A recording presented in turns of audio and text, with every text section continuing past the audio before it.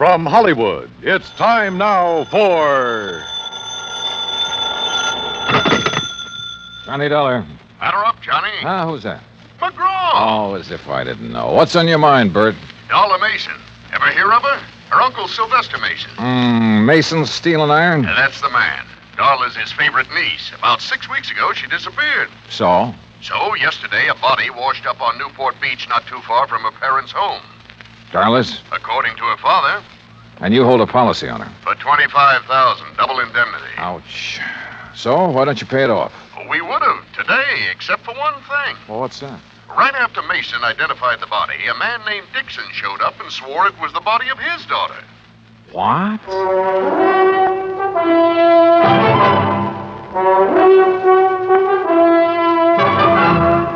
Bob Bailey in the exciting adventures of the man with the action-packed expense account. America's fabulous freelance insurance investigator. Yours truly, Johnny Dollar.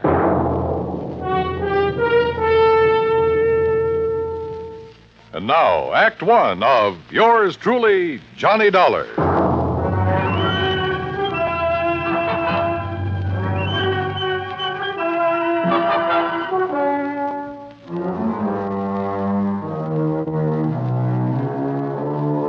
Expense account submitted by Special Investigator Johnny Dollar to the Providential Assurance Company, 393 Dewey Avenue, Hartford, Connecticut.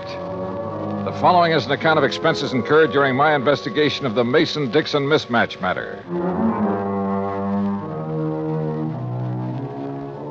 Expense account item 1, $1.20, taxi from my apartment to the Providential building. The walls of Bert McGraw's office are covered with pictures of sporting events. And as I entered, Bert was preparing to hang another one. Oh, Johnny. Well, come in. You ever see this? Who is it? Who? Well, it's me, that's who. The day I pitched for the Valdosta Lions. Struck out 10 of the cherry pointers that afternoon.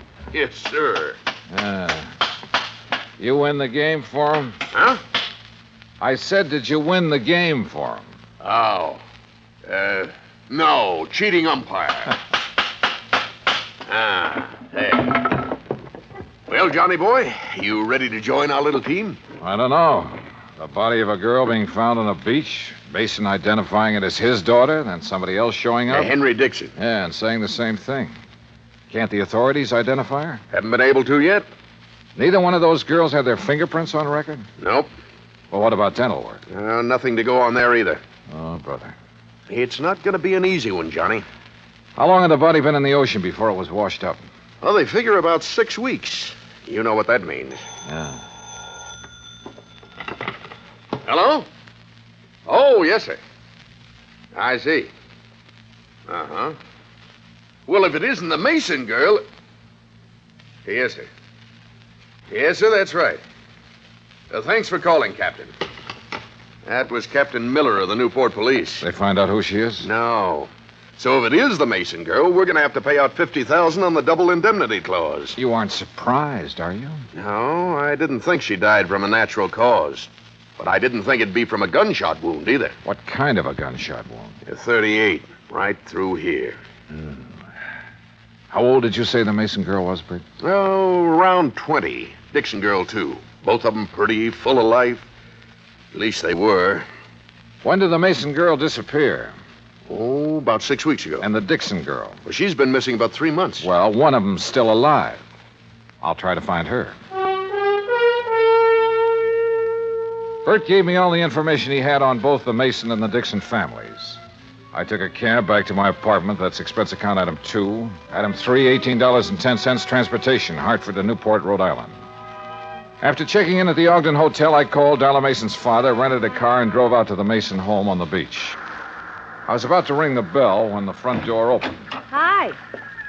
Well, hi. You must be Johnny Dollar. That's right. Come on in. I'm Joan Mason. Darla's little sister. Uh-huh. This way, Mr. Dollar. Mother's waiting for you in the den. Your mother? I thought my appointment was with your... Oh, my father's indisposed. Besides, Mother's the brains of this family. Of course, if you really want to know about Darla, you ask me. Maybe I will. You better. Mr. Dollar's here, Mother. Thank you, my dear. Come in, please, Mr. Dollar. See you later, Johnny. dreadful mistake my husband made has upset him so. I thought it best to see you myself. Just what mistake are you referring to, Mrs. Mason? Well, we've released a statement to the newspapers. I thought you had heard. No, ma'am, I haven't. You've made a trip over here for nothing, then. Oh? Yes, you see, my husband erred when he identified that body as being our daughter's. It couldn't possibly have been. Well, I know you're glad of that, Mrs. Mason. But what made Mr. Mason change his mind? I haven't changed it, Dollar. George, I thought you were going to stay in your room. Never mind. Dollar, any questions you want to ask, I'll try to answer them. Why, George Mason, you've been drinking. Only enough to take the bad taste out of my mouth, and you know what put it there. Why, Don't look so mixed up, Jenny. I tried going along with you, but I got too weak a stomach. So here I am. I don't know what you're talking about. No. Listen, Dollar. Soon as they found out that girl had been murdered, my wife here decided it couldn't have been Darla. It isn't Darla, and you know it. Only thing I know is that you got a set idea good, proper people don't die nowhere else but in bed. Because this girl died like she did, because she was shot, you tried convincing me she ain't our daughter. Well, I won't hold still for it. That girl's Darla, no matter what that crazy coot Dixon says. Me, or what Mr. you Dollar? say. Yes, surely. You hear? You hear me, Jenny? Oh, doggone woman. I get so mad at her. Oh, you want a drink, Dollar? No, thanks. A little early for me. Yeah, I guess I've had enough, too. Well, Dollar, no matter what way our girl died, she was a good girl. Never gave me a bit of trouble. Never lied, never ran around like some her age do. Oh, she was a real good girl. Mr. Mason, the police haven't been able to make a positive identification. I know that. Well, would you mind telling me why you're so certain that girl is your daughter? Oh, of course not. First thing, Darla had no reason to run off. She had everything I could give her. Charge accounts all over the place. Everything money could buy. So she had no reason to leave here like she did. Where was she last seen? At the Newport Yacht Club, at the bar. Younger daughter Joan saw Darla talking with a stranger. When she walked out of the club, it was the last anybody ever saw of her. Well, Mr. Mason, do you have a picture of your daughter that I could borrow for a few days? Yeah, I might be able to find you one. What do you want with it? I'm going to try to find her. You what? Darla, you... Or find the Dixon girl. Oh, yeah, I see what you mean. Well, you might locate Ruth Dixon somewhere. Do you know the Dixons, Mr. Mason? No, I never heard of them before this happened. What about Ruth Dixon? Could Darla have known her? Oh, of course not. Are you sure? I mean, isn't it possible that in a small community like this one... No, it's not possible. Dollar, we're the Masons. Now, maybe that don't mean much to you or to me, but it means an awful lot to my wife. And for the time poor Darla was born, my wife drilled it into her. You understand? No, I'm not sure that I do. Well, Darla never mixed with people she thought were beneath her, any more than my wife ever has. I see. You don't believe it, you just ask around. I plan to, Mr. Mason.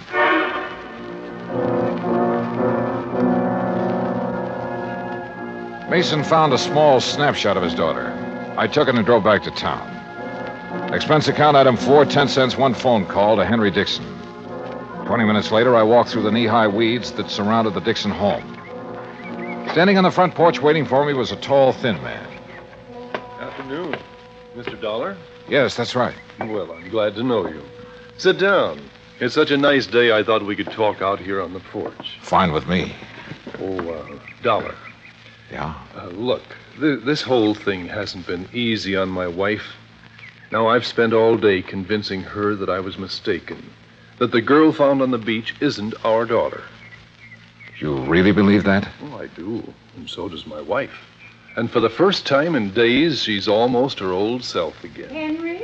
Oh, on the porch, Lucille. Mr. Dollar's here. Oh, my.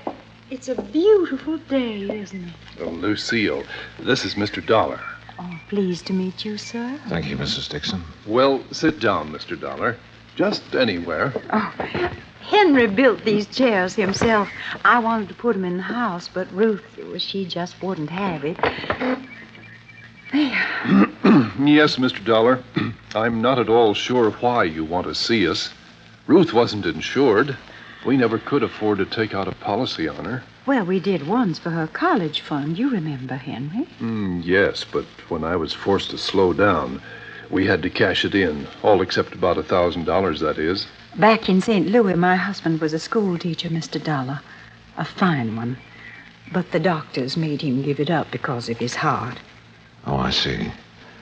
How long have you folks lived in Newport? 5 years and 4 months. Mrs. Dixon, I imagine you remember just about everything that happened the day Ruth disappeared, don't you? Oh, my, yes. Well, did your daughter seem to be upset or emotionally disturbed in any way? No more than usual. Well, Ruth was spoiled, Mr. Dollar. Before Henry had to leave his job, we had the money to buy her nice things. Then, when we didn't have it, well, Ruth just never could get used to seeing her friends in their pretty new dresses. That's one of the reasons we moved to Newport, to get away from that crowd. Yes, we hoped she would find some friends on her own, Financial level. yes, some friends like that. But she wouldn't change. Did she know the Mason girl? Or ever talk about her? No, I can't recall that she did. Now, wait a minute, Henry. She did once. Oh, when was that? Oh, about the middle of March. They were having a dance where Ruth worked. When she got home that night, she told me the Mason girl had been there and how nice her hair had looked. The Mason girl wasn't nearly as pretty. Oh, no. Have you ever seen a picture of Ruth, Mr. Dollar? Well, only the one in the newspapers. Oh, that doesn't look a thing like Ruth. Excuse me. Surely. Mr. Dixon, was Ruth happy with her job? Well, considering how little they pay girls for doing hostess work, she was. Now, here's a real nice picture of her, Mr. Dollar. You just look at this. Isn't that something? Sure. Mrs. Dixon, where was this taken? Why, where she worked. At the Newport Yacht Club. I borrowed the picture after promising to be careful with it. Then I went back to my hotel. At the desk, I stopped for my key and messages and found one from Captain Miller of the Newport Police. He wanted to see me in his office as soon as possible. It took me about 5 minutes to get there. Dollar, Yeah, that's right. in here. Hi, Miller, homicide detail. I'm glad you could... Mr. Dollar! Mr. Dollar, what wonderful good news! Jenny, leave the man alone. Well, I didn't expect to find you people here, Mrs. Mason. No, I'm sure you didn't. And Mr. Mason didn't expect to be here either. Oh, you just wouldn't hold the thought, would you, George? You just wouldn't have faith. Oh, You Jenny. had our girl dead and buried in her grave. For heaven's sake. Never see anything so disgusting, Dollar. But she's not. No, sir. Oh, I'm so thankful, so very Mrs. Mason, you mean you found her? They haven't found her yet, Dollar. As a matter We of fact... found proof that she's alive. What kind of proof? A slip. A what? A little sail. Oh, Mr. Dollar, I'm so excited. Calm down, Jenny, for heaven's sake. I'll What did calm you down find, when I'm Captain? ready to. I George didn't Mason, find not it, one Mrs. Mason second did. more. Well, what excited is it? and What is creating it? a A spectacle of bill from different Kennedy's. things. That's a department store over in Providence. Oh, why don't you shut up, woman? Oh, Captain, what's a bill got to do with Darla Mason being alive? Just this. All the Masons have a charge account at Kennedy's. yes. So today a bill came to the Mason house addressed to Miss Darla Mason. You hear? You hear? Mrs. Mason opened it. Yes. Darla charged a fur wrap in Kennedy's. Oh. When? Just last week.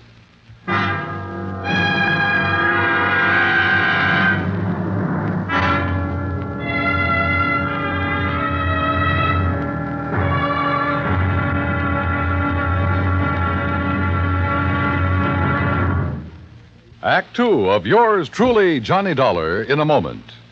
We often hear about people shooting the bull or throwing the bull. We often do it ourselves on occasion. But here's a story about a bull that threw the man instead of the other way around. When Air Force veterinarian Captain Tony Kamalacher was stationed in the Azores, he was asked by a Portuguese veterinarian to diagnose the wound of a young and promising bull that had been gored by another bull. It came from a long line of famous corrida bulls and was considered very valuable. But Captain Kamalacher's diagnosis was not favorable. An operation was needed, and there were no facilities for such a thing. Just the young captain's bag of surgical instruments, a few strong field hands to hold the animal down, and Mrs. Kamalacher, who acted as nurse.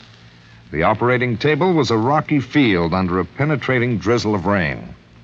But Captain Tony Kamalacher couldn't be stopped with mere inconveniences. After giving the bull a dose of tranquilizers and a shot of local anesthetic, he proceeded with surgery.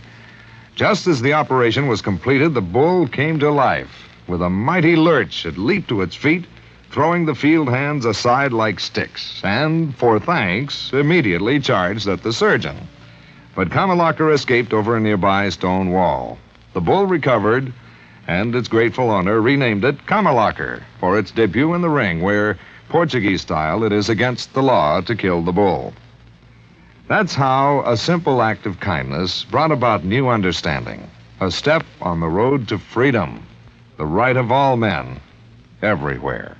Now, Act Two of yours truly, Johnny Dollar, and the Mason-Dixon mismatch matter.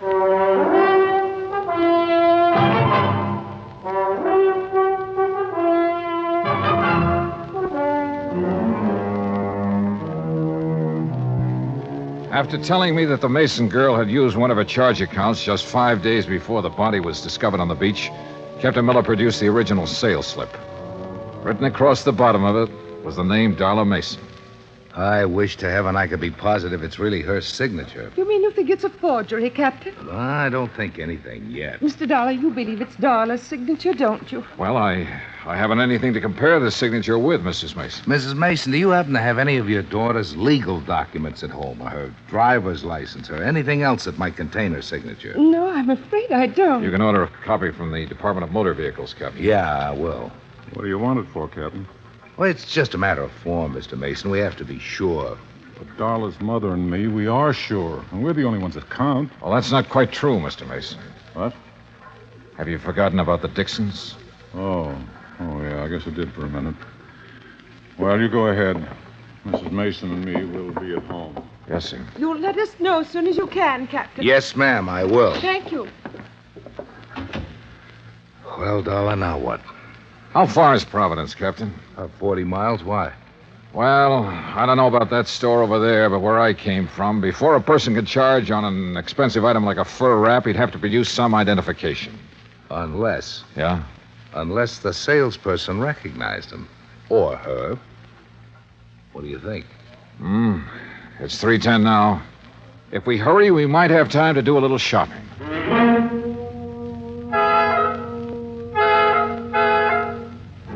We made it in an hour and a half. The first salon at Kennedy's is on the second floor, back, away from the escalator. I remember her quite well, Mr. Dollar. And you're sure it was Darla Mason? Oh, yes, I know, because I was so surprised to see her. Oh, how's that? Well, I read the papers, Mr. Dollar. I knew she'd been away. Had you ever waited on her before, Miss Trumbull? No, I had not. Do you remember how she was dressed? Well, she had on a hat.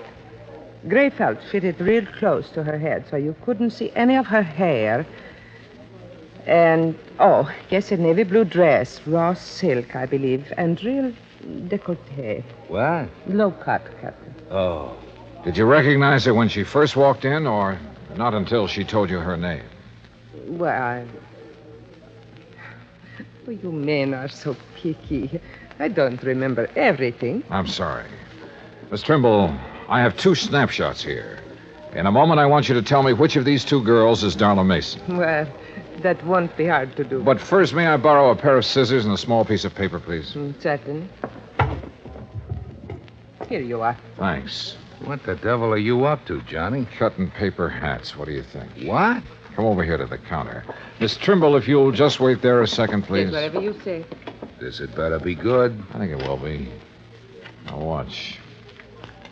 All right. Now I put the snapshots on the counter, and on the head of each girl, Johnny. Put one of my little paper hats. Oh, really? This is ridiculous. Is it? Take a look. But Well, I'll be... When did you spot this? Today, at the Dixon house. Miss Trimble, Yes, sir? would you come over now, please? Yes, certainly. All right. Look at the snapshots and tell me which of these ladies bought that fur from you last week. Why, you've covered up their hair. You said she wore a hat, didn't you? Yes, but, well... Which one of them was it, Miss Trimble? Well, I'm not sure. Uh-huh. They look so much alike with their hair covered like that. I'm just not sure. The Mason girl had worn her hair short in the Italian style. Ruth Dixon, who didn't have the money to spend on beauty parlors, had let hers grow long and full. But both girls had similar features, and apparently I was the only one who had noticed this. Or was I? Captain Miller and I went to the credit department where we compared the signature on the sales slip with Darla Mason's original credit application. After that, well, there was little doubt in our minds as to what had happened. It was almost 7 when I got back to my hotel, took a shower, and stretched out to do a little thinking. Yeah, hello. Hi. Hi, yourself. Who is it? Oh, come on, Johnny. Who are you expecting? Well... Don't tell me you've forgotten about our date. Oh, no. Where shall I meet you, Miss... I'll meet you. Be right up, Johnny boy. I wasn't quite dressed when she began pounding on the door. I tucked my shirt in and opened the door. Hi. Joni. Well, who else? Well, don't look so amazed. Invite me in. Oh, sorry. Come in. That's more like it. You don't mind if I leave the door open, do you? Worried, Johnny? Oh, no. It's just that I like lots of air. You're cute. So are you for a 17-year-old. 18. But I'm quite sure you are. Now, Joni, before we go out tonight, would you mind if I ask you a couple of questions? I thought you probably would. Oh, why? Well, I'm sure everyone in Newport knows about Darla charging that for a rap. I see. What do you want to ask me, Johnny? It's about the day Darla disappeared. Yes, Well, you said she was in the bar with a stranger, right? that's right. But you and I, we both know that every stranger who enters the yacht club has to sign a guest book. Correct? Well, he's given a temporary card. With the name of the member who invited him to the club also registered in the book. You're very clever, Mr. Dollar. Why did you lie to the police and your parents, Joni? Darla's my sister. I thought maybe someday she'd do the same for me. Will you tell me who the stranger was? Or shall I go over to the yacht club and start checking their guest book? I'll tell you. Yeah? Would you mind closing that door? Tell me first. His name's Peter Henson. Who is he? My mother can answer that. Or my father. Who is he, Joni? A tutor. My mother hired him for Darla and me. He moved into our house about 3 months ago. Of course, he didn't stay long. Where was he from? I don't really know. But I know how you can find out. Yeah? Mother hires all her help from the Castelloni Employment Agency in Providence. If anyone has his home address, they will. I started calling the Castelloni agency at 8:30 the next morning. Hanson's last known address was in Providence, and half an hour later I was headed toward the highway. It wasn't until I reached the turnpike that I noticed I was being followed by a battered blue sedan. Hanson had moved, but he'd left a forwarding address, and 3 hours and 2 addresses later, I turned down a lonely oyster shell road and stopped. Ahead of me, I could see a small beach cottage, and still behind me, the battered blue sedan.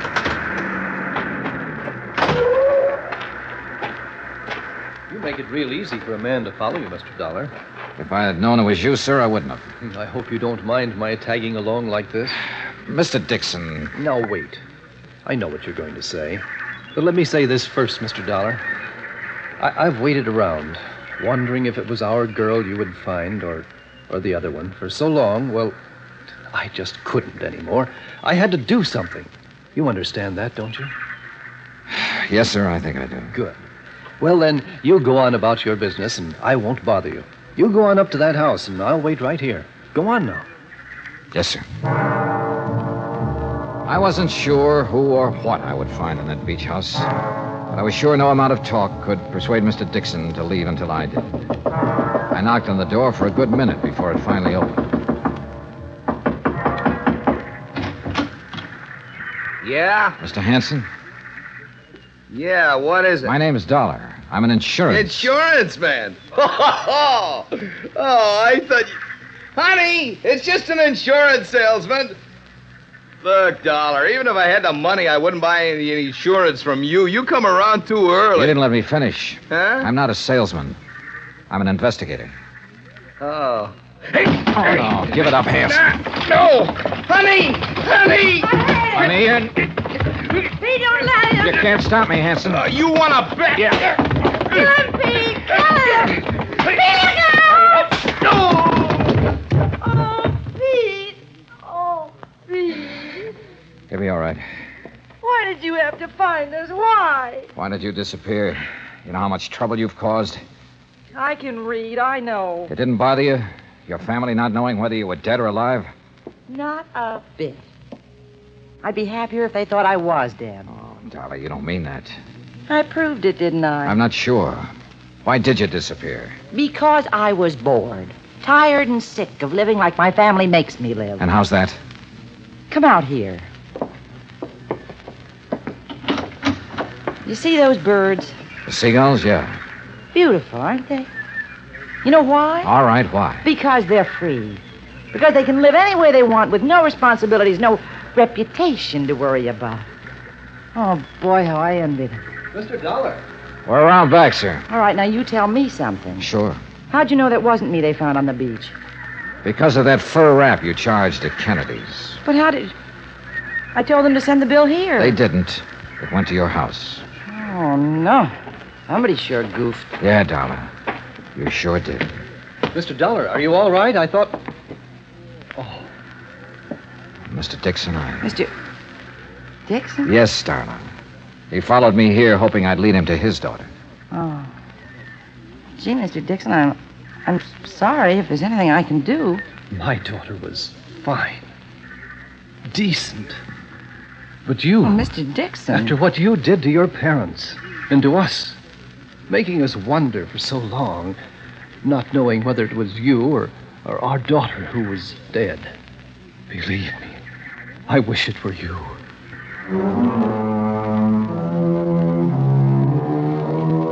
Like Bert McGraw told me a long time ago, somebody has to handle the rough ones. And for me, this was it. Henry Dixon was in no condition to drive his car, so he rode back with us. And on the way, well, Darla Mason will never forget the things he said to her. Neither will I. As for Ruth Dixon, who murdered her and why, well, that's up to the Newport police.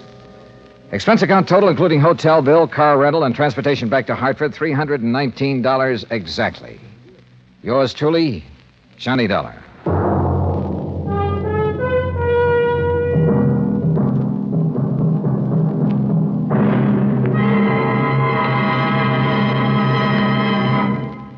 Now, here's our star to tell you about next week's story. Next week, well, I suddenly found out there was more to this case I just finished.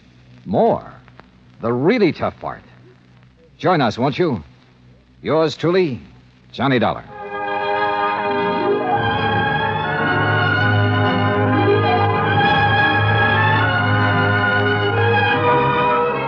Yours truly, Johnny Dollar, starring Bob Bailey, originates in Hollywood. Written by Charles B. Smith, it is produced and directed by Jack Johnstone.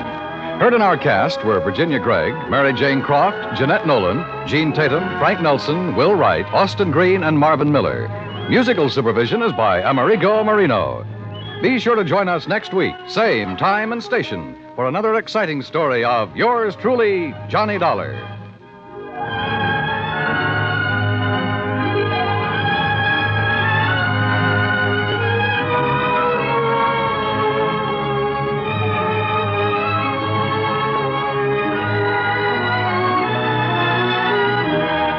This is the United States Armed Forces Radio and Television Service.